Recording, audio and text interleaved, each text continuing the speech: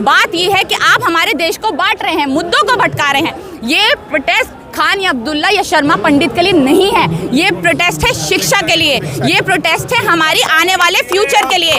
ये बात है हमारे को बांटने के लिए नहीं, एके में रखने के लिए। ये एका है तभी वहाँ पर जुनैद जो हैं वो हमारे लिए खाने की व्यवस्था करा रहे हैं। एक जो मैं दलित हूँ, यहाँ पर हम खाने के लिए सामान लेकर आ रहे हैं। जो एक सिख है, ये होता है भारत में एका, और हमें एका ही बनाना है। अगर आप लोग भी इस तरीके की बात करेंगे कि अब्दुल पंचर बनाता है या ये करता है या वो, अरे देश के प्रधानमंत्री तो टोपी देखकर, कपड़े देखकर भी पहचान जाते हैं। हमारे देश के प्रधानमंत्री अगर पढ़े लिखे होते तो इस तरह के निचली स्तर की बात वो कभी करते ही नहीं। तो अगर पहले प्रधानमंत्री तो मौन रहते थे, आज प्रधानमंत्री अगर विदेशों में जा रहे हैं तो कितने भी मौन रहते थे, कितने भी मौन रहते थे, पर प्रेस कॉन्फ्रेंस करना जानते थे। वो डरपोक तो एटलीस्ट नहीं थे। कितने भी मौन थे पर मीडिया के सामने बैठना जानते थे। कितने भी बोल रहे हैं ना, आपको ये मौन थे। उन्होंने हमारे भारत में जब पूरे दुनिया में मंदी की हालत थी, हमारे भारत को नीचे नहीं झुकने दिया, हमारे भारत की जीडीपी को नीचे नहीं झुकने दिया। वो थे मनमोहन सिंह। ये क्या मनमोहन सिंह की, ये क्या नेहरू की, क्योंकि समझ नहीं आता ना,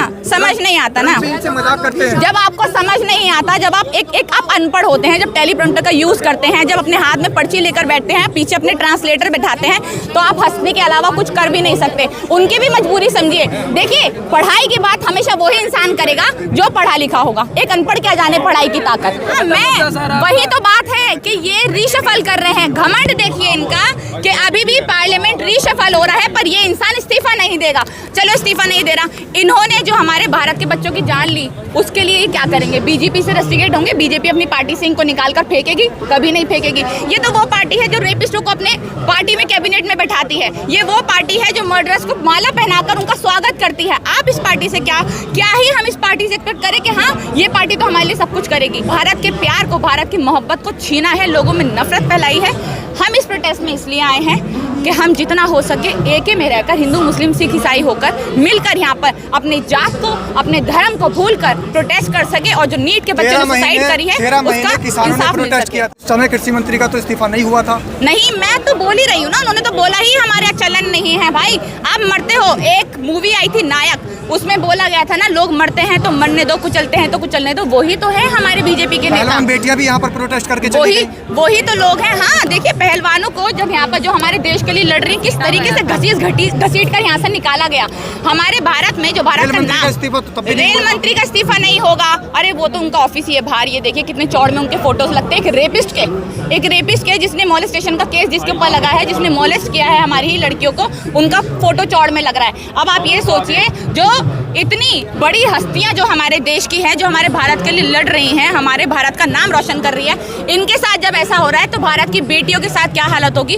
बहुत ही बुरे हालत है। मेरी फिर भी दरख्वास्त है आप लोगों से कि प्लीज इस प्रोटेस्ट में आप जब भी आए, एक ही क्वेश्चन पूछे, और वो होगा शिक्षा का क्वेश्चन। यहाँ पर हम मुसलमान, हिंदू, सिख, ईसाई ये सब ना करें तो बेहतर है। शिक्षा पे बात करें, शिक्षा के लिए बात करें। और आज से भूख हड़ताल भी शुरू कर दी। देखिए, भूख हड़ताल शुरू हो गई है, बट मुझे देखते हुए बुरा लगेगा अगर ये प्रोटेस्ट ख़त्म हुआ ऐसे ही। सोनम वांगचुक ने पहले जो भूख हड़ताल करी थी, उसके वजह से उनको बहुत लंबे टाइम तक जेल में रहना पड़ा था। मतलब जो साइंटिस्ट हमारे देश के, क्लाइमेट एक्टिविस्ट, हमारे देश का बहुत बड़ा नाम, जिनके ऊपर मूवीज़ तक बनी है, उनको ही इन्होंने जेल में डाल दिया था। तो बहुत बुरा लगता है, बट हाँ ठीक है, आज से स्टार्ट हुआ है। तो हम सोनम वांगचुक जी द्वारा, उनकी मुहिम द्वारा जो यहाँ पर लोग आ रहे हैं, हम उसमें जुड़ेंगे, हम शामिल रहेंगे उसमें जब तक हो सकेगा। और हम कोशिश करेंगे कि जितना हो सके हौसला बढ़ा सके उन लोगों का, क्योंकि वो हम लोगों के लिए भूखे हैं। लेकिन मैम, मोदी जी ने आज मन की बात कही और मोदी जी ने कहा, मैंने जनता को बोला सोना चांदी ना खरीदे तो नहीं खरीदा। वो बोलते हैं कि भैया ताली बजाओ, वो जनता वो भी करती है। वो बोलते हैं दिए जलाओ, तो वो जनता वो करती है। तो देखिए, जनता का हिस्सा, बहुत छोटा सा जनता का हिस्सा वो करता है, वो जो चीज़ करता है, ठीक है ना। और वो भी वही लोग करते हैं जो शायद मूर्ख है, ठीक है। हम तो मूर्ख भी नहीं है। इनफैक्ट यहाँ पर जब स्टार्टिंग में ये थाली वाला सीन हुआ था, मैंने तो उसका भी सपोर्ट नहीं किया था कि भाई ठीक नहीं है ये, है ना। जिसके खिलाफ हम एक टाइम पे, मोदी जी के खिलाफ हम रहे थाली वाली बजाने के चक्कर में, हम आज भी उसी चीज़ के खिलाफ है। जो गलत है वो गलत है, जो सही है वो सही है, तो इसलिए हम उसके भी खिलाफ थे। बट हाँ ठीक है, मोदी जी ये बोल रहे हैं आपने इस लायक छोड़ा है लोगों को आपके सोना चांदी खरीद सके कोई। आप बोल रहे हैं सोना चांदी मत खरीदेगा, महंगाई इतनी है भाई, खाने को रोटी नहीं है, भूखमरी चरम सीमा पे है। आप ये बात कह रहे हैं कि भैया सोना चांदी मत खरीदो, लोगों के पास घर के बर्तन खरीदने के लिए पैसे नहीं है, पेट्रोल डलवाने के लिए पैसे नहीं है, गैस सिलेंडर्स खरीदने के लिए पैसे नहीं है, सोना चांदी खरीदने की तो इस टाइम शायद मुझे लगता है हैसियत भी बहुत कम ही लोगों के लिए जो खरीद पाए। और उनके बोलने से जिन लोगों ने माना या जिन लोगों को ये हुआ, खरीदने वालों लोगों ने खरीदा है, जिनको खरीदना था वो खरीदा गया है। इनकी बात मानना शायद उन्हीं लोगों ने एक्सेप्ट किया होगा उस चीज को जो मूर्ख होंगे या फिर इनके अंधभक्त होंगे। हाँ, लेकिन मैम मोदी जी आज मन की बात करने के बाद विदेशी दौरे पर निकल गए छात्र यहाँ। अरे वो तो घुमक्कड़ आदमी है, वो आप लोग? वो घुमक्कड़ आदमी है, उनसे तो किसी चीज की आप उम्मीद ना करें, है ना। जब भी हमारे देश में कोई विवाद होगा, जब भी हमारे देश में प्रोटेस्ट होंगे, जब भी हमारे देश में बच्चे सुसाइड करेंगे, जब भी हमारे देश में जनता के हालात बुरे होंगे, हमारी LPG सिलेंडर्स गैस महंगे होंगे, हमारे मोदी जी क्या करेंगे, बाहर का दौरा करेंगे, घूम कर आएंगे, फिर कर आएंगे, 9-9 10-10 लाख के सूट पहनेंगे, वहाँ पर एक ही दिन में 10-10 सूट चेंज करेंगे, अपने मशरूम खाएंगे और अपना रंग सफेद करेंगे। जैसे उनका फोटो भी आया आज, उन्होंने नारियल पानी डालते हुए, क्या ही पिंक लग रहे हैं भाई वो, क्या ही मतलब इतने गोरे हो गए हैं, क्या ही खा ले रहे हैं, इतना ज्यादा इतना सुंदर हो जा रहे हैं मोदी जी। जरा हमें बताइए, जनता की हालत, हमारी पसीनों में हालत हो रही है मोदी जी। आपने हमें ऐसे पसीनों में हालत कर दी है हमारी, दिन में आप ये देखिए लोग टैन होते जा रहे हैं, वो गोरे होते जा रहे हैं। लेकिन मैम एक तो ये भी है ना कि बीजेपी में इस्तीफे नहीं तबादले होते हैं। मैं तो देखिए अभी बोला ना पार्लियामेंट सफल की जैसे बात आई कि हाँ देखिए आप कितने लोगों ने, बच्चों ने सुसाइड कर लिया, उनके माँ बाप ने अपने बच्चे खो दिए, है ना। अब ये क्या करेंगे, पार्लियामेंट सफल करेंगे और ये जो हमारे मंत्री जी हैं उनको हटा दिया जाएगा, किसी और को लगा दिया जाएगा उस पर, फिर उसके बात बोलेंगे आपकी मांग क्या थी, धर्मेंद्र प्रधान इस्तीफा दे। धर्मेंद्र प्रधान तो अपनी सीट से हट गया, क्या धर्मेंद्र प्रधान को बीजेपी अपनी पार्टी से निकालेगी? क्या उसको हमारी आने वाली पॉलिटिक्स में किसी भी पार्टी में ऐसा होगा कि उसको जगह ना मिले क्योंकि उसी की वजह से हमारे भारत के बच्चों ने सुसाइड करी? ऐसा नहीं होगा। लेकिन राघव चड्ढा भी चुप है, जो एक समोसे के लिए आवाज उठाते हैं। मैं राघव चड्ढा को बोलूंगी, राघव चड्ढा आप लोगों के पास बहुत पैसा है यार, आपने हमारे बहुत ही मतलब जहाँ पर लोग अफोर्ड कर सकते थे इतना महंगा खाना, क्यों आप देखिए फ्लाइट से कौन सफर करता है, अच्छा खासा इंसान गरीब तो सफर नहीं कर सकता ना। वहाँ पर तो 5 रुपए 10 रुपए समोसे की जरूरत नहीं, पर राघव चड्ढा जी यहाँ पे बहुत जरूरत है समोसों की, यहाँ पर बहुत जरूरत है खाने पीने की। आप लोग लाइए यहाँ पर भी समोसे और चाय की दुकान खुलवाइए, क्योंकि और किसी लायक तो आप है नहीं, आप बिकाऊ हैं, आप बिक गए। आपने एक टाइम पे कहा कि वो इंसान कोई भी हो सकता है, पर राघव चड्ढा वो इंसान नहीं है जो बिक जाए, पर आप भी बिक गए। और देखिए मैं आपको एक बात बताऊं, कई बार इन लोगों की भी गलती नहीं होती। अगर आप बीजेपी में बिकोगे नहीं, है ना, आपको तो पता है बीजेपी वॉशिंग मशीन है, कोई भी अपराध हो वहाँ पर जाकर धुल ही जाने हैं। अगर आप अपराधी हो कुछ भी, अगर आप बीजेपी में जाते हो सारे अपराध धुल जाएंगे। लेकिन अगर आप नहीं जाते, लेकिन आप उनके खिलाफ जाकर बोलते हो कि नहीं जाएंगे, तो आप पे ईडी की रेड पड़वाएंगे और जेल में आप जाओगे। ठीक है ना, सबसे ज्यादा आसान ऑप्शन लोगों को बिकना ही लगता है कि हाँ ठीक है 50-100 करोड़ रुपए पकड़ाए उनको और ये बिक जाते हैं। ऐसी तरीके से राघव चड्ढा ने किया, बेचारा मासूम इंसान है, खैर छोड़ो उसे, इसके बाद। लेकिन मैम क्या लग रहा है, छात्र यहाँ जंतर मंतर पर कल एक फिर पेपर लीक हो गया। मैं तो बोल रही हूँ कल फिर से टीटी पेपर लीक हो गया, महाराष्ट्र में टीटी पेपर लीक हो गया। और न जाने आने वाले टाइम में कितने ही पेपर लीक होंगे।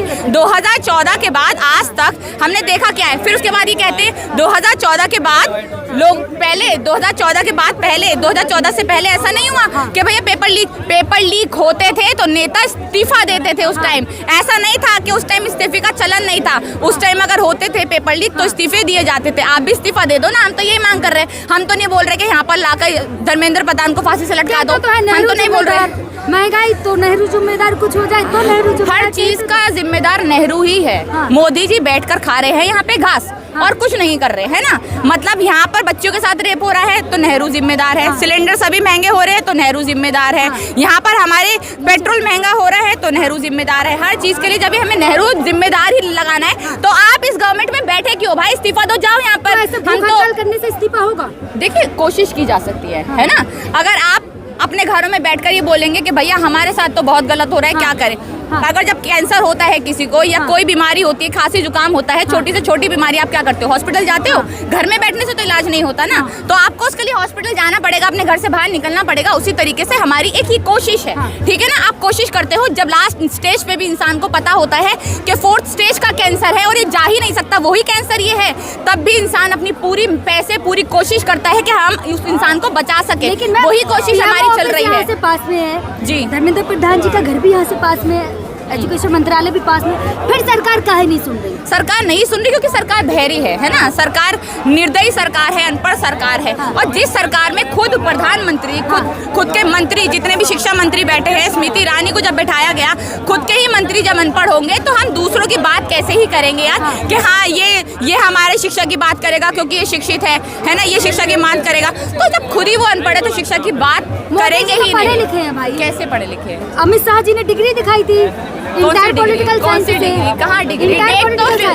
डिग्री तो अरे तो फिर टेलीप्रॉम्प्टर का यूज क्यों करते हो भाई? पढ़े लिखे लोग, होशियार लोग दूसरे मंत्रियों के सामने, दूसरे बाहर के मिनिस्टर्स के सामने, प्रेसिडेंट्स के सामने बैठकर खी नहीं करते, जवाब देते हैं, प्रेस कॉन्फ्रेंस करते हैं जिनके पास डिग्रीज होती हैं। हम लोग आज खुलेआम यहाँ पर आकर खड़े होकर बोल सकते हैं। क्यों बोल सकते हैं? डिग्री है, नॉलेज है, पढ़े लिखे हैं हम, हमें पता है कि पॉलिटिक्स क्या है, हमने सब्जेक्ट पढ़ा है पॉलिटिक्स। आपको मालूम है पॉलिटिक्स क्या है? आपको कुछ नहीं मालूम, आपको बस पता है कि भैया डिवाइड करो और रूल करो, बस डिवाइड एंड रूल की थ्योरी आपको एक आ गई है। आप नथुराम गोडसे को मानने वाले लोग हो, आप वीर सावरकर को मानने वाले लोग हो, जिसको वीर कहते हो, उसको मानने वाले लोग क्या जाने कि भैया राजनीति कैसे चलती है। लेकिन नाजिया इलाही के बयान को किस तरीके से देख रही है? नाजिया इलाही देखिए, पहली बात जैसे नाजिया इलाही ने बोला प्रॉफिट मोहम्मद के बारे में, ठीक है, सबकी अपनी अपनी आस्था है, मैं उस बारे में इतना ज्यादा नहीं जानती हूँ, मुझे नहीं मालूम। बट हाँ, मेरे बहुत से दोस्त मुस्लिम हैं, मेरे बहुत से सपोर्टर्स मुस्लिम हैं, और मुसलमान की बात भी नहीं है, पहले वो इंसान है।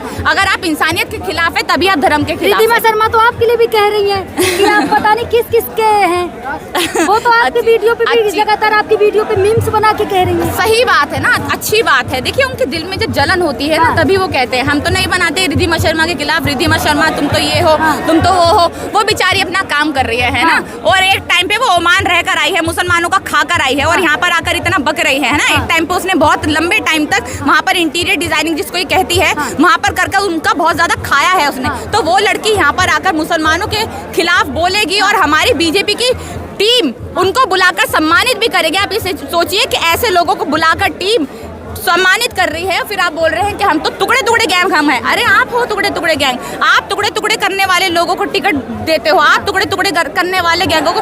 आपने तो प्रज्वल रेवन्ना जिसने इतने सारे रेप के केस है उसके ऊपर, उसने 63 साल की महिला को नहीं छोड़ा, उसको आप उसके लिए आप रैली कर रहे हो, उसके लिए आप रैलियां कर रहे हो। हमारे प्रधानमंत्री जी जाके उसके लिए रैलियां कर रहे हैं, जबकि मालूम था कि वो कितना गंदा इंसान है। तो ये प्रधानमंत्री हमारे कर रहे हैं, रेपिस्ट के लिए रैलियां कर रहे हैं। उन लोगों के लिए क्या कहेंगे जो लगातार वीडियो बना के, बाहर से वीडियो बना के कह रहे हैं भाई यहाँ बोलने वाले लोग बाहर तो निकले, हम अच्छे से हम तो बाहर से ही आते हैं भैया, यहाँ थोड़ी ना सो रहे हैं। मैं तो रोज बाहर से आती हूँ, मेरे साथ तो कुछ नहीं होता। हम लोग बाहर से आते हैं, और ये नामर्द है।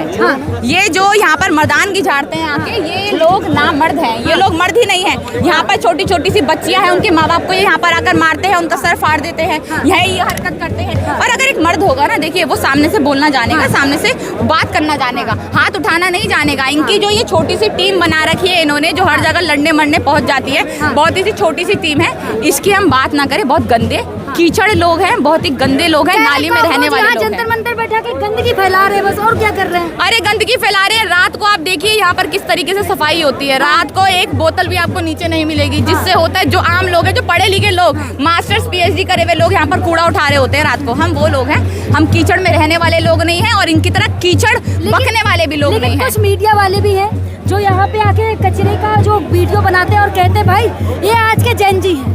अच्छी बात है। देखिए आप, हमारा CJ जब कॉकरोच बोल रहा है तो ये हमारे जेंजी कूड़े को जेंजी बोल रहे हैं, तो क्या करें अब, है ना। आप ये देखिए मीडिया जो है कितना बिकाऊ है, मीडिया जो है कितना इनका एक तरीके से दलाली कर रहा है, एक तरीके से तलवे चाट रहा है, जब यहाँ का मीडिया ही यहाँ पर आकर। और आप देखिए गोदी मीडिया तो यहाँ पर आता भी नहीं, गोदी मीडिया की तो इतनी हैसियत भी नहीं है, गोदी मीडिया में तो इतनी हिम्मत भी नहीं है यहाँ पर आकर गोदी मीडिया गो बैक के नारे लगते हैं, फिर उसके बाद ही चले जाते हैं। और अगर इनको दिखाना भी है तो वो सच नहीं दिखाएंगे, वो दिखाएंगे यहाँ पर उमर खालिद का नाम हो रहा है, आज़ादी के नारे लग रहे हैं। पूरी नेशनल मीडिया यहाँ थी आज तक। हाँ, सोनम वांगचुक एक बहुत बड़ा नाम है और अच्छी बात है।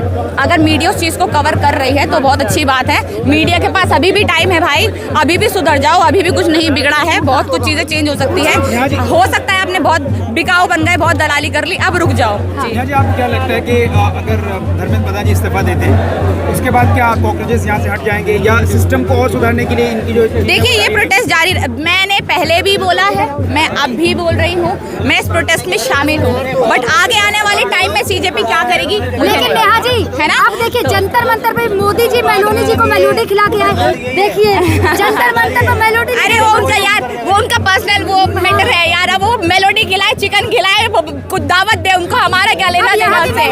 अरे वो उनकी पर्सनल दोस्ती की भी बात नहीं है, वो दोस्त है, प्रेसिडेंट है, मुख्यमंत्री है, किसी से कैसे दोस्ती बनानी है वो उनका पर्सनल